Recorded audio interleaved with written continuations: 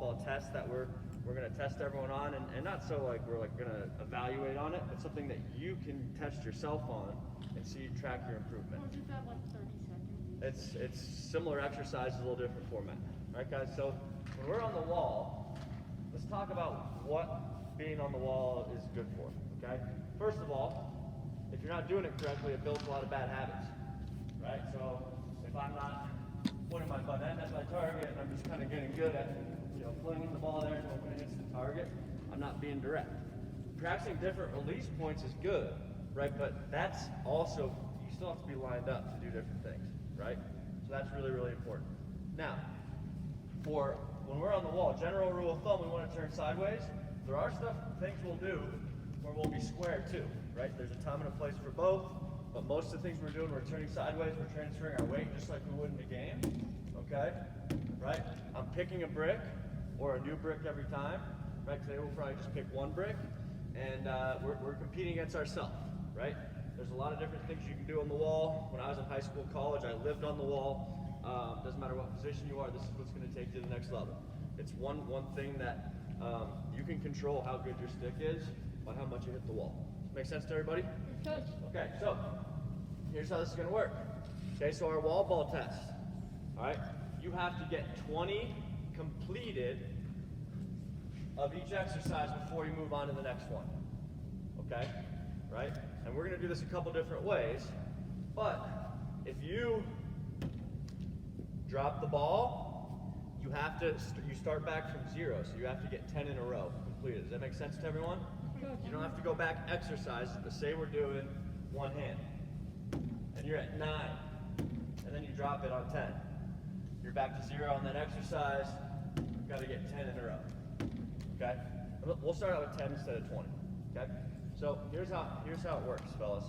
To start, we're going strong hand, with the cradle, one cradle and out.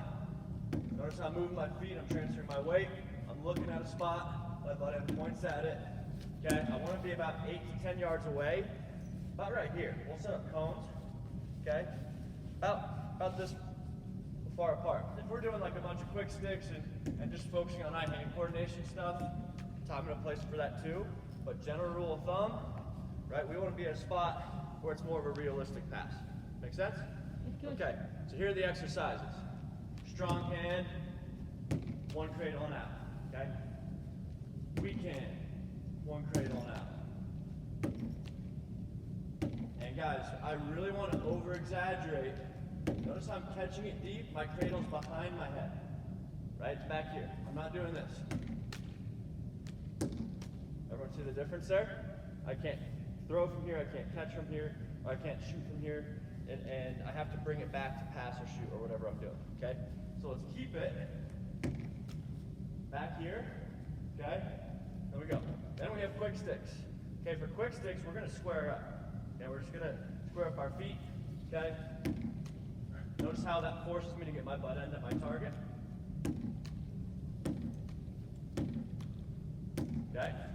Once I get 10 in a row of that, back down to 0, right? Okay? I'm going to my left hand, right? Here, quick sticks. Notice how I still catch it deep. I still get to that ready for position. I'm just not cradled. Okay? Now, after that, we have catch and split. Okay, so 1. Notice how I turn my shoulders and my back every time. I'm not just switching hands. Got to protect my stick. Once I get that, then we're going to go throw and catch opposite. You can cradle if you want, or you can go quick sticks like me. This is another one that we're square for. Okay?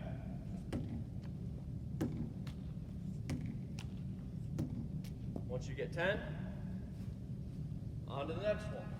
The next one is one hand. Notice how, again, catching it deep. My stick's up. Okay, I choke up a little bit on this, guys.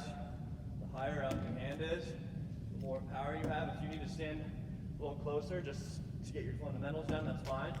One thing that people try and do, though, is they only try and use their arm, especially with their weak hand. And it's way more difficult that way. Really focus on that weight transfer, right? getting your body into it, and that's going to help you get some additional power. Okay? Sweet. 10 in a row of that. Last one, we have front hand. Okay, so front hand, instead of just going like, this is another good one, like catching across, throwing back. Okay, that's good too. All right, but, right, that's just teaching how to catch on the other side of your head. And actually, we're going to add that one in, because I like that one. Okay, so you throw, back, throw, back. Okay, right? The reason why that's not front hand is I'm just catching on the other side of my head, which happens a lot, right? Front hand is I'm actually bringing my stick over here. My chest is still connected, but my stick's out in front. So your pass wants to be outside your shoulder, kind of leading yourself a little bit. So it's going to look like this. Everyone see the difference there? And I'm bringing it back to pass, as opposed to passing back from there. Fair enough? Righty, lefty. We're going to time you. I'm actually going to do it myself, so we can kind of get a feel for what a good score is. Okay, so this brick wall here, you can spread out all along here. Once you guys get 10 in a row, you go on to the next thing. So guys, it's one cradle and out, quick sticks, catch and split, catch and throw, alternate. What's after that?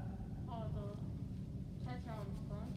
Well, so it's Split. one hand, right? Oh, yeah. And then we're going Canadian, okay? And then front hand, where you're really leading yourself. Sound good?